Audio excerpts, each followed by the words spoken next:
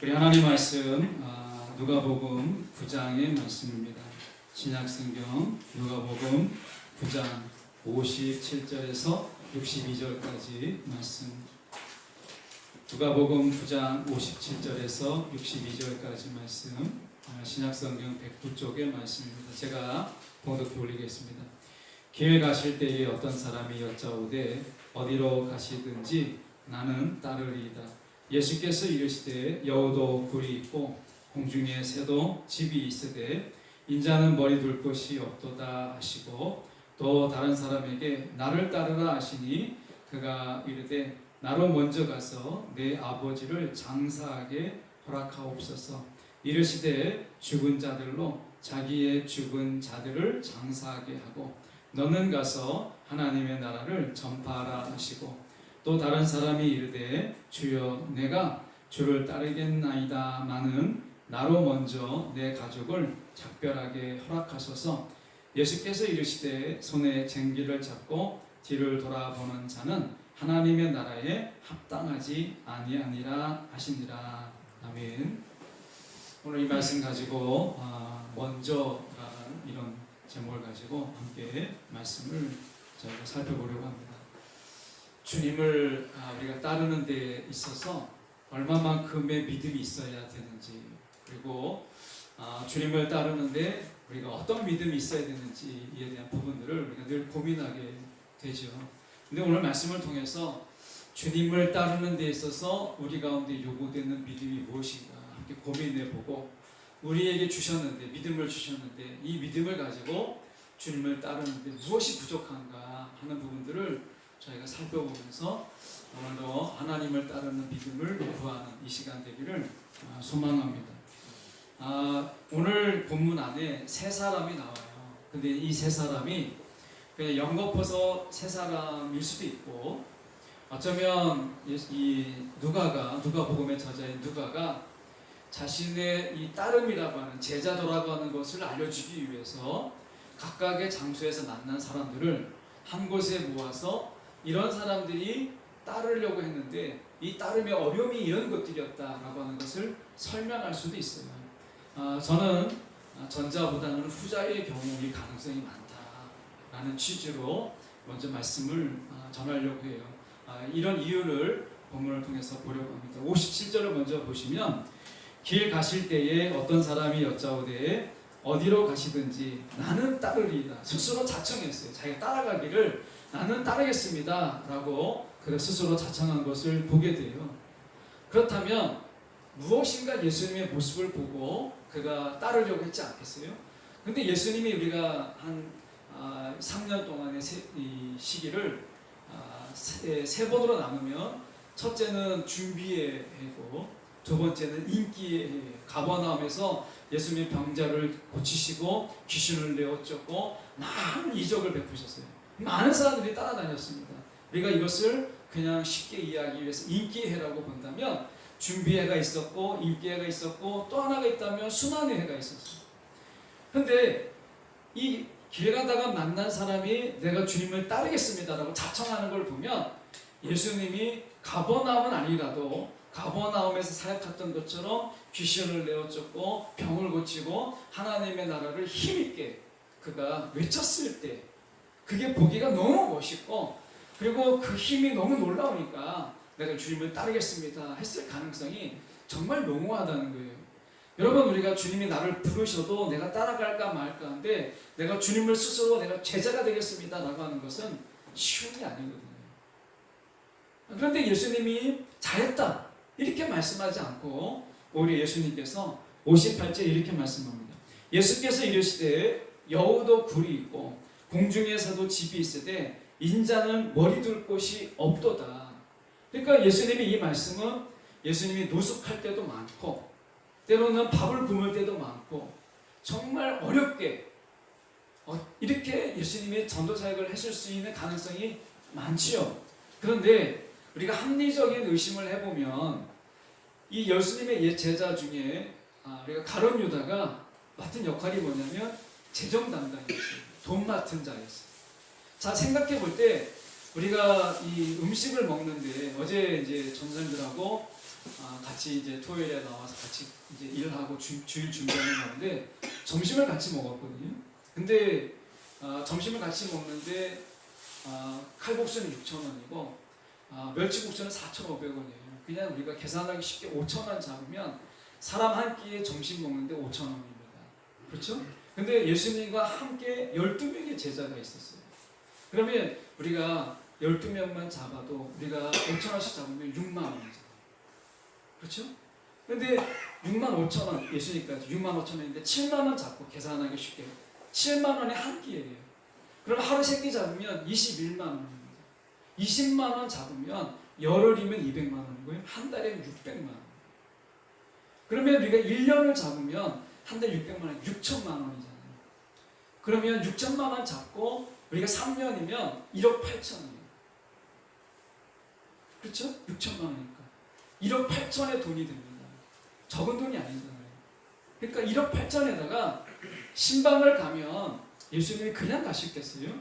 저도 하다못해 뭐 과일 하나 이렇게 뭐 사가고 하잖아요. 그러면 뭐 음료수 하나 사가고 하면 예수님의 총 활동비가 12명의 제자를 이끌고 가는데 먹고 자고 하는데 여관비도 들어가죠. 신방비도 들어가지 않으면 적어도 2억 이상은 들어가잖아요. 그러니까 이 정도 돈이 되니까 재정관리자를 따로 둔 거예요.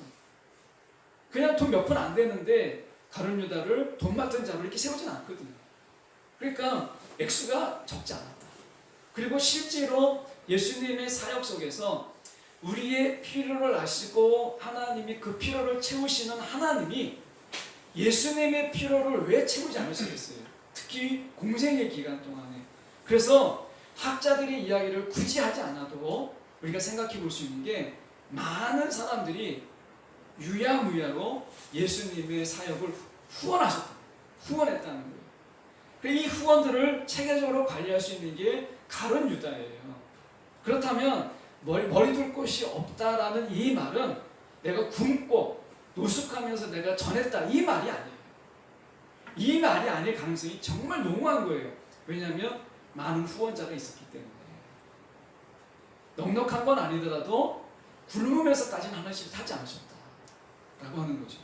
그렇게 본다면 우리가 인자가 머리 둘 곳이 없다라는 말의 의미는 내가 굶고 정말 가난하게 힘들게 이렇게 내가 전했다라는 의미보다는 그가 이런 의미를 담고 있다는 거예요. 예수님을 따르다 보면 인기에만 있는 게 아니잖아요. 순환의 해가 있죠. 사람들의 조롱을 받고 손가락질을 당하고 박해를 당하고 환난을 당하고 미움을 당해요. 제가 예수님을 이제 제자로서 따라다닐 때 예수님의 이름이 막 온 마을에 소문이 나고 할 때는 사람들이 뭐라고 하겠어요? 야, 너희 아버지, 너희 아빠, 당신의 남편이 예수님 따라다닌다면서 얼마나 좋겠어. 예수님의 제자의 그 어머니처럼 예수님이 나중에 한 자리 하게 될 때 우편에 앉고 좌편에 앉고 야 진짜 승승장구하겠다. 사람 진짜 잘 만났다. 정말 줄 잘 섰다. 이렇게 말하지 않겠어요? 그런데 예수님이 어려움에 처해요. 환난을 당하고 박해를 당해요. 그러면 사람들이 어떻게 하기 시작하겠어요? 예수님을 따라다니는 사람들을 손가락질하고 야 예수님 따라다니더니 잘됐다. 이 꼴이 뭐냐? 집안 말아먹고 욕먹고 이렇게 되지 않겠어요? 그러니까 인기회 때 따라다니려고 했던 이 사람에게 내가 주님을 따르겠습니다 자청했던 이 사람에게 예수님은 인자가 머리 둘 곳도 없다라는 이야기는 박해가 있고 순환이 있고 환난이 있을 것을 이야기하는 거예요. 이론에서 파생되는 게 뭐예요? 집안의 관계가 엉클어져요. 힘들어져요. 그래서 자녀들이 예수님을 따라다니는 그들을 통해서 머리를 들고 다니지 못하는 거예요. 자, 베드로가 가정이 있었어요. 그렇죠? 베드로의 장모가 열병이 났을 때 예수님이 그 가정을 방문해서 장모의 열병을 치유해 주셨어요. 이럴 때는 장모가 베드로를 얼마나 칭찬했겠어요. 근데 예수님이 이제 환난을 당하고 어려움을 당하고 십자가에 막 이제 끌려 재판을 받을 때 베드로가 도망자가 됐어요. 그 베드로를 잡기 위해서 가족을 왜 들이닥치지 않았겠어요? 로마의 병사들이, 제사장들이. 그러면 집안을 막 수색한다고 하면 지금 얘기한다면 압수수색을 한다면 온 집안을 막 다 엉망으로 만들어 놨지 않겠어요? 이렇게 된다면 뭐라고 이야기하겠어요? 주변 사람들이, 마을 사람들이. 예수 따라다니더니 야 예수의 수제자라고 그렇게 부름받더니 결국에 이거냐, 이렇게 되지 않겠어요? 이런 어려움이 있다는 거예요. 그러니까 한참 인기가 좋을 때 예수님을 따르려고 했던 그 사람이 닥쳐야 될 문제, 관계 어려움이라는 거예요.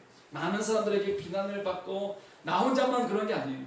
내 가족이 내가 예수님을 따라다닌다는 것 때문에 손가락질을 당하고 다른 사람들에게 왕따를 당하고 아이들처럼 우리가 폭력이 있을지도 몰라요. 이런 게 있는 거예요. 어렵잖아요. 이것을 너가 감당할 수 있겠느냐라고 하는 거예요. 오늘 우리 가운데 예수님을 따르는 데 있어서의 믿음은 인기가 좋았을 때뿐만 아니라 환난을 당했을 때도 감당할 수 있는 믿음을 이야기하는 거예요. 특히 예수님을 따라다니기 때문에 당할 수 있는 관계의 어려움, 이 어려움을 내가 주님께 맡길 수 있느냐, 이 믿음을 요구하는 거예요. 여러분 어떤 믿음으로 주님을 따르십니까? 주님께서 우리 가운데 원하시는 첫 번째 믿음은 예수님을 따라다닌다는 것 때문에 좋은 것도 있지만 예수님을 따라다니기 때문에 어려움도 있고, 특히 치명적인 것은 관계의 어려움이에요. 관계 어려움. 제가 예수님을 만나고 예수님을 따라다니면서 가장 어려웠던 게 뭐냐면 외로움이에요. 왜냐하면 저만 그런 게 아니에요. 이제 지역에 있는 목사님들이나 동기 목사님들을 만나면 하나같이 물어보죠. 너 친구 있냐 물어보면 다 친구들이 뭐라고 얘기하냐면 동기 목사님이나 지역의 목사님들이 고등학교 때, 중학교 때, 초등학교 때 친하게 지냈던 이런 친구들이 다 떠나갔어요. 저 역시도 마찬가지로 거의 없어요. 한창 이맘때 막 결혼식 할 때 축의금 안 나가서 좋은 것도 있지만 찾아갈 사람이 없는 거예요. 날라올 수 있는 어떤 그런 게 없어요. 그러니까 외로움인 거예요. 고독한 거예요. 여러분, 우리가 첫 번째 믿음은 예수님 때문에 고독할 수 있느냐, 예수님 때문에 외로울 수 있느냐, 이거예요. 근데 우리가 외롭기만 한 게 아니잖아요. 친구 되신 예수님이 우리의 친한 친구 그 자리를 메꿔주세요. 성령이 그 가운데 함께 하세요. 근데 사람이 필요할 때가 있어요. 너가 이거 감내할 수 있겠느냐? 이거예요. 이 믿음을 요구하시는 거예요. 주님 때문에 사람의 관계가 단절되는 외로움을 너가 참을 수 있겠느냐? 그 대신 내가 너의 친구가 되어주고 너의 자리에 함께하고 내가 너 마음속에 내가 거하겠다 라고 약속을 하셨어요. 이 믿음을 요구하세요. 예수님 때문에 당하는 고난과 예수님 때문에 당하는 외로움, 고독, 이거예요. 이거를 너가 정말 감당할 수 있겠느냐, 이 믿음을 요구하시는 거예요. 성경에 기록은 되어 있지 않지만 내가 주님을 따르겠습니다라고 하는 이 사람은요 결국 주님을 따르지 않습니다. 이 외로움을 견디지 못하는 거예요. 여러분 어떠십니까? 여러분 주님 따라가다 보면요 외로운 순간을 맞이해요. 주님 따라가다 보면 고독의 순간을 만나요. 그때 우리는 주님을 진실하게 만나고 그때 우리는 성령을 깊이 경험하는 거예요. 그런데 사람이 좋을 때가 있잖아요. 이거 주님께 맡길 수 있느냐? 이 믿음을 물어보시는 거예요. 사람이냐 하나님이냐? 사람이냐 주님이냐? 이 믿음을 물어보시는 거예요. 두 번째, 이렇게 말씀하세요. 두 번째 사람을 만나는데요. 또 다른 사람에게 나를 따르라 하시니 이렇게 했습니다. 두 번째는 좀 다릅니다. 두 번째는 아마 인기애가 아닐 거예요. 아마 이제 순환의 시기를 들어가든지 어려움의 시기를 들어갈 때 주님은 어떤 한 사람에게 너는 나 따르라 라고 부르심이 있었어요. 넌 나를 따르는 자가 되라 라고 했어요. 그러니까 첫 번째 사람은 아마 예수님의 모습이 너무 좋아 보이고 인기가 많으니까 야, 한 자리 해야 되겠다고 해서 따르는 거지만 두 번째 사람은 예수님이 나를 따르라 라고 얘기했어요. 그랬더니 이 사람이 네 하지 않고 이렇게 얘기했습니다. 나로 먼저 가서 내 아버지를 장사하게 하옵소서 이렇게 되어 있어요. 우리가 장례를 치를 때 대략 이제 보통 3일장을 하잖아요. 3일장. 그리고 기독교적인 건 아니지만 일반적으로 우리가 하고 있는 게 49제다 이렇게 우리 불교에서 온 거잖아요. 전혀 기독교적인 건 아니지만 우리가 49제다라는 것을 불교적으로 지키는 게 아니라 이제 3일장을 하고 이제 어떻게 보면 부모님이나 아니면 그런 분들을 이제 장례를 절차를 두고 이제 묻잖아요.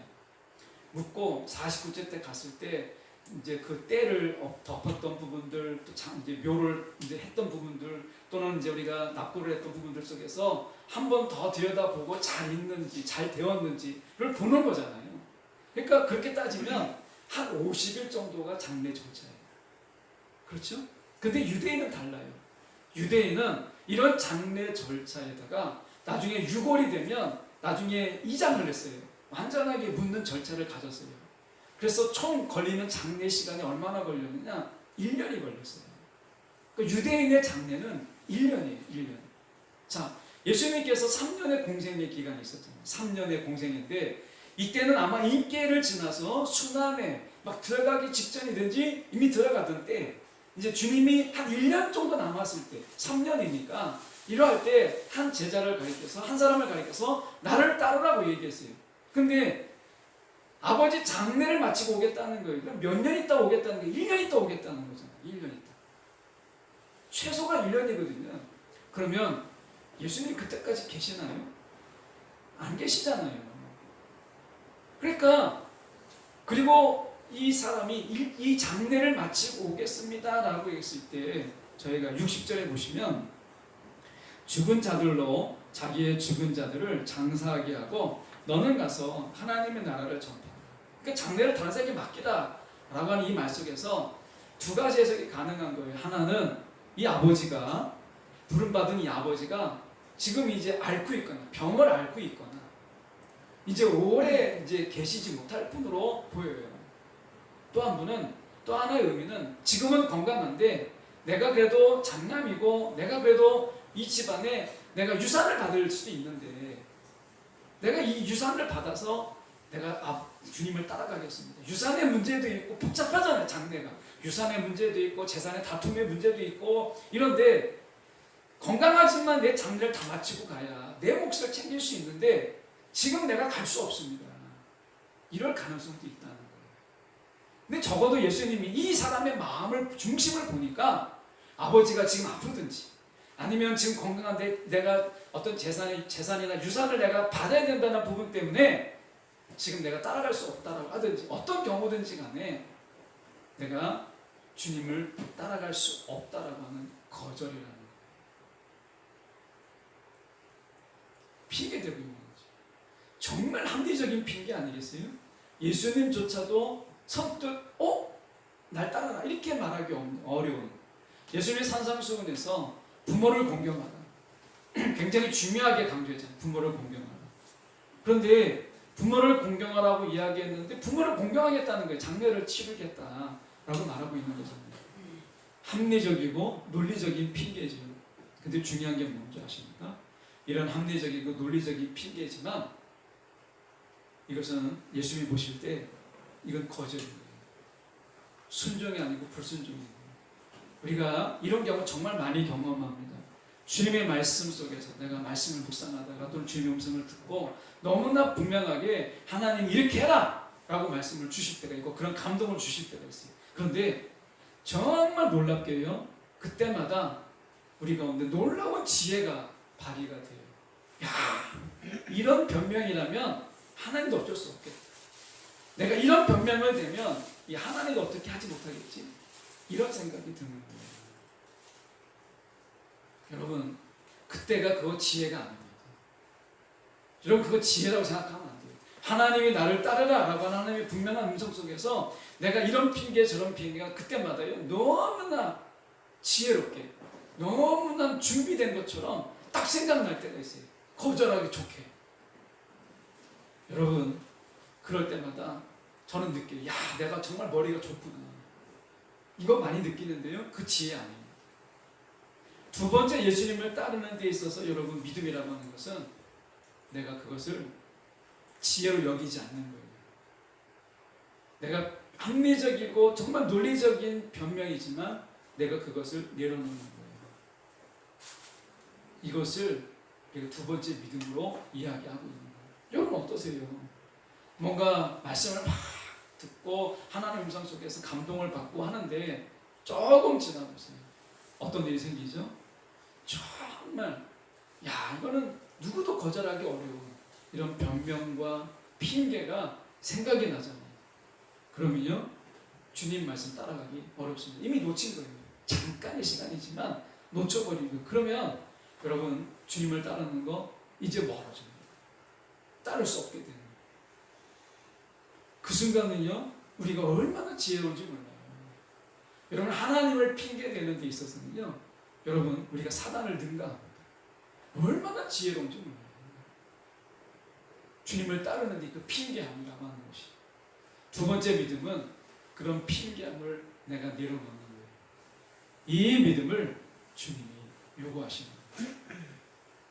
세 번째 볼까요? 세 번째 보면 이렇게 말씀합니다.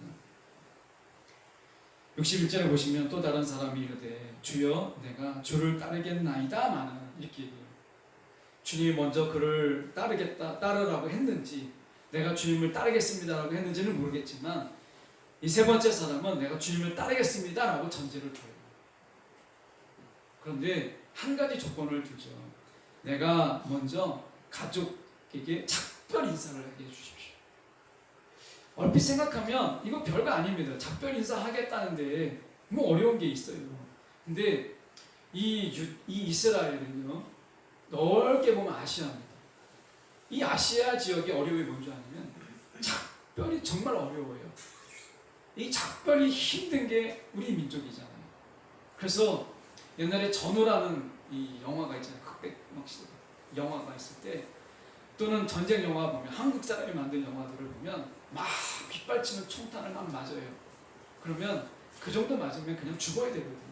근데 어떻게 돼요? 누군가 막 달려가서 막 머리를 끌어안고 막 우는데 막 아내도 부탁하죠. 가족도 부탁하죠. 다 부탁하고 할 얘기 다 하고 울 거 다 울고 그리고 죽어요. 이게 먹히는 이유가 뭐예요? 그만큼 우리가 이별과 작별에 어려움을 가진 한과 이런 부분 속에서 우리 가운데 이별이라고 하는 이 한이 정말 많은 민족이에요. 그러다 보니까 이런 작별이 어려움이 많아요. 제가 여러분들이 뭐 경험하셨겠지만 이제 처가가 남원이잖아요. 남원에 이제 제가 가면은 이제 저녁 먹고 그 다음날 아침에 이제 일찍 출발하려고 하는데 한 번은 이제 장모님이 점심을 먹고 가라. 아침 일찍 나서지 말고 그러면 야채도 막 준비하고 채소도 좀 줄 게 있으니까 점심을 먹었어요. 점심 먹고 출발하려고 하면 저녁까지 먹고 가라는 거예요. 좀 쉬었다 가라는 거예요. 졸리니까. 그 저녁을 먹어요? 그러면 또 어김없이 말씀하시죠. 이제 장인어른이 나서서 말씀하시죠. 하루 자고 가라. 그럼 이제 그 다음 아침에 나가는 거예요. 그럼 이제 그 다음 아침에 이제 또 말씀하시죠. 그거 뿌리치지 못하면 집에 못 옵니다. 이게 이별이 어려운 거예요. 오랜만에 만나니까. 근데 우리만 그러나요? 아브라함의 종이 이제 이삭의 남편, 이제 아내로 이제 리브가를 찾으러 나서잖아요. 그 본토에 가서 애굽에서 구하지 말고 가나안 땅에서 구하지 말고 이제 저기 가서 본토에 가서 이제 이삭의 아내를 데리고 와라. 너가 찾아와라. 그래서 이제 갔는데 리브가를 만났어요. 리브가를 만났는데 리브가의 그 집안에서 종에게 뭐라고 얘기해요? 오늘만 있다가 또 내일 되면 또 하루만 더 자다가 그러다가 몇 날 며칠이 되잖아요. 종이 이제 다짐을 하고 가려고 하는데 마지막 하루만 더 자고 가라. 이래가지고 어렵게 그 아브라함의 종이 리브가를 데리고 아브라함에게 돌아오는 장면이 창세기에 나와요. 얼마나 어렵다는 거예요. 이 이별이 어려운 거예요.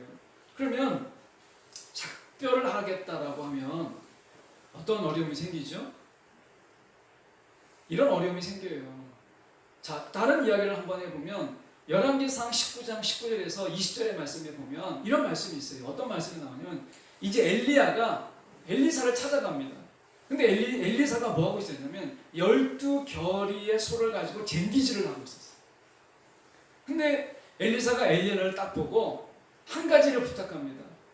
다른 말도 안 했는데 내가 당신을 따라가겠습니다. 그런데 내가 부모님에게 입맞춤만 하게 해주세요. 작별 인사죠. 입맞춤만 하게 해주세요. 했는데 허락을 했어요.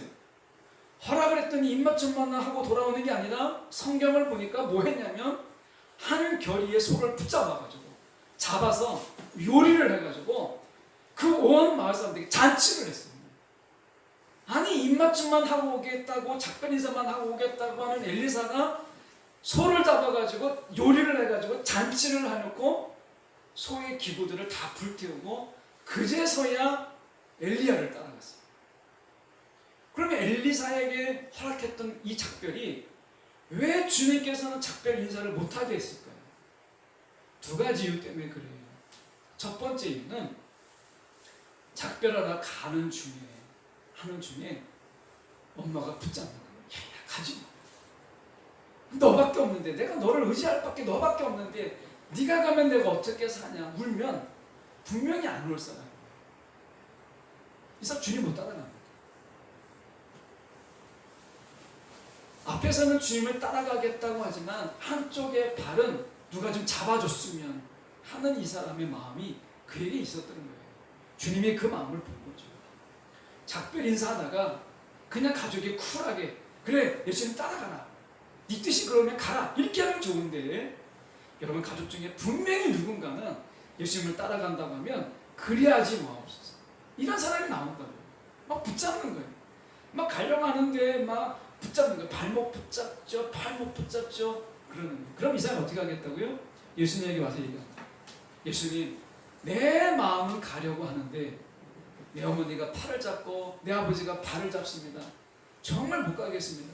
이렇게 할 사람이라는. 그래서 작별을 허락하지 않았고요. 두 번째는 시기가 너무나 긴박하다는 상황이, 영적인 상황이 너무나 긴박하기 때문에 작별 인사하고 뭐하고 할 시간들이 없다는 거예요. 영적으로 너무나 긴급하다. 영적으로 응급의 상황이다 라고 말씀하고 있는 거예요. 그럼 세 번째는 뭐예요? 여러분 마음의 한 구석을 단 얼마라도 예수님을 따라가는 데 있어서 할애해서 다른 것에 마음을 두지 말라는 거예요. 여러분 우리 가운데 믿음이 있어요. 여러분 이 자리에 다 나오실 만하면 여러분 다 믿음이 있는 거예요. 하나님께서 우리 가운데 믿음을 주신 거예요. 그런데 순종의 칼날과 내가 즉각적인 아멘의 이 칼날로 우리의 믿음을 다듬지 않으면요 주님을 온전히 따라갈 수가 없어요. 베드로가 예수님을 따를 때 예수님이 잡혀서 이제 법정에 끌려갈 때 사도 요한을 제외하고는 다 도망갔어요. 도망갔는데 그 도망갔을 때 베드로는 용기를 내서 주님을 따라갔어요. 근데 성경을 보니까 멀찍이 따라갔다고 이야기해요. 멀찍이. 여러분 이거는 안전거리예요. 우리가 차 운전할 때 여러분 안전거리를 확보해야 되잖아요. 근데 안전거리를 확보하다 보면 뭐가 생기죠? 끼어드는 차량이 있어요. 자, 베드로와 예수님의 사이의 안전거리로 멀찍이 따라갔더니 끼어드는 자가 있었죠. 여종이었습니다. 예수님이 사람 아니냐, 예수님을 따랐던 사람이 아니냐, 얼굴을 보니까 바로 그 사람이다 라고 이야기해요. 내가 본 듯하다. 예수님과 함께 있는 것을 내가 본 것 같다 라고 얘기했더니 이 여종이 어떻게 했어요? 마지막에는 죄송합니다. 베드로가 마지막에는 어떻게 했어요? 예수를 저주했어요. 여러분 차는 안전거리가 확보돼야 돼요. 근데 예수님을 따라가는 데 있어서는요 예수님과 추돌하는 한이 있더라도 여러분 바짝 따라가야 돼요. 어린아이가 이렇게 외딴 곳에 가게 되면 아이들은요 호기심에 의해서 혹시 이제 다른 데로 딴짓으로 갈 때가 있지만 대부분의 경우는 엄마를 바짝 따라가요. 놓치고 싶지 않으니까. 여러분 우리가 주님을 따르는 데는 마찬가지예요. 내가 주님을 따라갈 수 있죠. 여러분 아마 우리가 주님을 따라간다고 생각할 거예요. 멀찍이 좀 거리의 차이가 있지만 나는 주님을 따라갑니다 라고 생각해요. 그런데 여러분 끼어드는 게 많으면요 예수님이 보이지 않습니다. 이게 가족 간에 우리가 갈 때 수련회 갔을 때 한번 우리가 이 차를 가지고 각자의 버스를 빌리지 않고 차를 간 적이 있어요. 근데 이제 가다가 이제 뭐 교인들 차를 만나고 하다가 쭉 가다 보면 이제 자꾸 끼어드는 거예요, 차가. 그럼 어떻게? 내가 따라가려고 하던 차가 보이잖아요. 놓쳐버리는 거예요. 버스가 끼죠, 트럭이 끼죠, 뭐가 끼는 거예요? 보이지 않습니다. 영적인 원리가 똑같아요. 주님을 따라가는 데 있어서 내가 바짝 따라가지 않으면 끼어드는 게 있는 거예요. 뭐 오늘만 날이야? 내일 따라가면 되잖아. 내가 오늘만 내가 주님 만나다가 끝나는 거 아니잖아. 뭐 오늘만 예배 드리다가 내가 많은 거 아니잖아. 그러면 예배가 미뤄지게 되고요. 찬양이 미뤄지게 되고 주님을 찾는 이 간절한 마음이 미뤄지게 돼요. 그러면 내일 또 되면 어떻게 되죠? 오늘 하루뿐인가? 내가 평생 예배 드릴 자인데 뭐 다음으로 미루지. 뭐 오늘만 날인가 하는 거예요. 그러다 보면 뭐가 껴들어요? 사단의 유혹이 껴들고 사단의 미혹이 껴들게 되고 게으름이 껴들게 되고 나태함이 껴들게 되고 안일함이 껴들게 돼요. 그러다 보면 뭐가 보이지 않아요? 주님이 보이지 않는 거예요. 세 번째 믿음이라고 하는 것은 무엇이냐? 주님을 적어도 바짝 따라갈 수 있는 믿음. 중간에 끼어들 여지를 주지 않는 거예요. 큰 믿음, 잘하는 믿음, 엄청난 믿음을 요구하는 건 아닌데 이 세 가지를 통해서 우리가 믿음을 보는데 굉장히 구체적이고 다듬어진 믿음이라는 것을 보게 돼요. 여러분, 내가 주님을 따르는데 믿음을 주세요. 내게 믿음을 주세요. 이렇게 우리가 많이 하잖아요. 그런데 그 믿음의 구체성을 가지고 기도하는 게 필요한 거예요. 우리의 믿음, 이런 믿음이 있기 때문에 이 자리에 온 거예요. 근데 우리의 믿음을 다듬어줘야 된다는 거예요. 다듬어줘야 돼요. 순종의 칼날로 다듬어야 돼요. 다듬어야 돼요. 그렇게 해야 주님을 내가 따라가는 믿음을 내가 잃지 않는다는 거예요. 어느 누구도 단번에 거절한 사람이 없어요. 노한 사람, 예수님이 기분 나쁘게 나 주님 안 따라가면 이렇게 말한 사람은 한 명도 없었어요. 다 어쨌든 간에 주님 내가 따라가겠습니다. 다만 내가 주님 따라가겠습니다. 이것만 주님 따라가겠습니다. 근데 주님 요거 하나만 별거 아닌 것 같은 거 작별하는 거 별거 아닌 것 같은 거죠. 그렇죠? 장례 지르는 거 정말 합당한 논리잖아요. 합당한 변명이에요. 주님 따라가는데 어려움이 있다. 인지상정으로 야 그거 힘들겠다. 다 이해가 되잖아요. 여러분 어느 것도 이해 안 되는 게 뭐가 있어요? 이 별거 아닌 것들이잖아요. 그런데 이 별거 아닌 것들이 결국에는 뭐예요? 거절인 거예요. 불순종인 거예요. 안 따라가겠다는 거예요. 우리가 괜히 막 교양이 있는 척하고 우리가 괜히 뭐 주님 기분 나쁘지 않게 말하는 것 뿐이지 본심은 뭐예요? 안 따라가겠다는 거잖아요. 결론은 그거잖아요. 여러분 우리의 믿음을 자꾸 껍데기를 벗기지 않으면 우리의 믿음이 주님 앞에 이런 화사한 언어들, 화려한 언어들로 내 순종을 감추는 것, 불순종을 감추는 믿음이 될 수 있다는 거예요. 이게 무서운 거잖아요. 그래서 여러분 우리의 믿음을 자꾸 깎아내야 돼요. 다듬어야 돼요.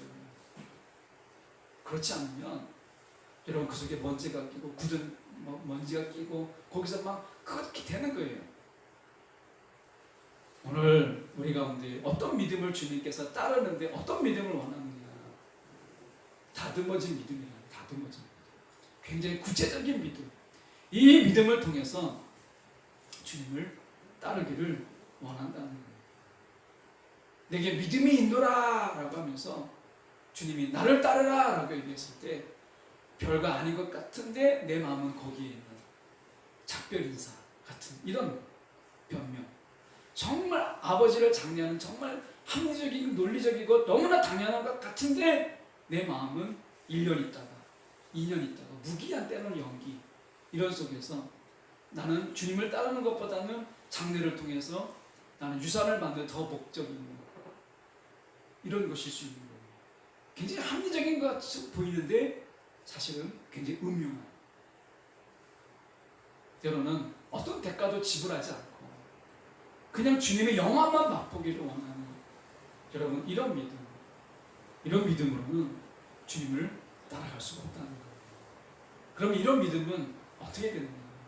아까 말씀드린 것처럼 다듬어져야 돼요. 우리의 믿음이 주님이 주신 것으로 우리가 온전히 따라가는데 어느 정도 따라가다 보면 한계가 있는 거라는 거예요. 그래서 우리의 믿음을 다듬어야 돼요. 자, 맨 마지막에 62절 이렇게 말씀하세요. 무엇으로 다듬어질 것인가? 우리가 예수님께서 말씀하세요. 예수께서 이르시되 손에 쟁기를 잡고 뒤를 돌아보는 자는 하나님의 나라에 합당하지 않냐 이렇게 얘기하죠. 자, 이제 소가 쟁기질을 하는데 사람은 쟁기를 붙잡고 방향만 잡으면 돼요. 쟁기를 놓치지 않으면 되거든요. 그러면 힘을 쓰는 건 소가예요. 그런데 쟁기를 잡고 다른 데를 쳐다보면요, 어떤 일이 벌어지냐면 방향을 잃어요. 엉뚱한 데를 갈아버리는 거예요. 소는 계속 달려가니까. 그래서 쟁기를 잡고 뒤를 돌아보면 안 되는 거예요. 여러분, 우리 가운데 무엇이 달려져 있어요? 저나 여러분이나 십자가를 들고 있잖아요. 예수님께서 말씀하시죠. 나를 따라오려거든 자기 십자가를 지고. 우리 가운데 손에 십자가가 다 있어요. 이 십자가로 우리의 믿음의 부분들, 군더더기를 제하여야 돼요. 다듬어야 돼요. 그래야 주님을 따라가다가 변명이 생각나지 않고, 주님을 따라가다가 이상한 작변인사 같은 허무한 맹랑한 것으로 나를 미루지 않는 거예요. 여러분, 저와 여러분이 내 손에 쥐어진 십자가로 주님이 주신 믿음을 다듬는 자가 되자라고 하는 거예요. 얼마나 귀한 거 주셨어요. 한 손에는 믿음을, 한 손에는 십자가를 주었는데 이 두 개를 가지고도 다듬지 않으니까, 깎아내지 않으니까, 오려내지 않으니까 믿음을 가지고 변명하는 거예요. 여러분, 얼마나 안타까워요. 오늘 한 손에 주님이 주신 믿음을, 한 손에 주님의 십자가를 주신 그 이유를 생각하며 믿음을 다듬고, 변명하기보다는 아멘으로, 내가 그럴듯한 이야기로 둘러대기보다는 내 하는 이런 모습으로, 영화만 보지 않고 내가 환난 속에서도 주님을 그저 따라가고자 하는 그런 단순한 믿음, 이런 믿음으로 다듬어질 때 오늘 우리가 주님과의 거리가 멀어지지 않고 우리 안에 수많은 것들이 끼어들지 않고 바짝 따라갈 수 있다라는 거예요. 지금까지 우리가 주님을 잘 따라오셨어요. 그런데 조금씩 멀어지고 있다면 오늘의 말씀을 기억하며 내 믿음을 다듬어야 되겠다. 주님, 다듬게 하여 주옵소서. 기도할 수 있는 저와 여러분 되기를 간절히 소망합니다. 기도하겠습니다. 사랑이 많으신 하나님 아버지, 이 시간에 기도합니다. 오늘도 우리가 살아가는데 믿음도 주시고 한 손에는 십자가를 쥐어주셔서 주님, 우리가 발자취 따라가는데 하나님의 성큼성큼 주님 따라가도록 다 쥐어졌는데 어느 순간에 우리의 주님을 따라가는 걸음이 늦춰지게 되고 멈추게 되고, 그러다 보니 주님과의 거리가 멀어져서 하나님, 이런 핑계 저런 핑계 저런 이유 이런 이유로 주님과의 시야가 가려져서 주님이 보이지 않는, 그래서 길을 잃어버리고 주님을 잃어버린 삶으로 우리가 살아가고 있다면 다시 한번 우리 손에 쥐어진 십자가로 우리의 믿음을 다듬는 하나님, 우리의 신앙이 되도록 주여 이끌어 주시옵소서. 살아계신 예수 그리스도의 이름으로 기도드리옵나이다. 아멘.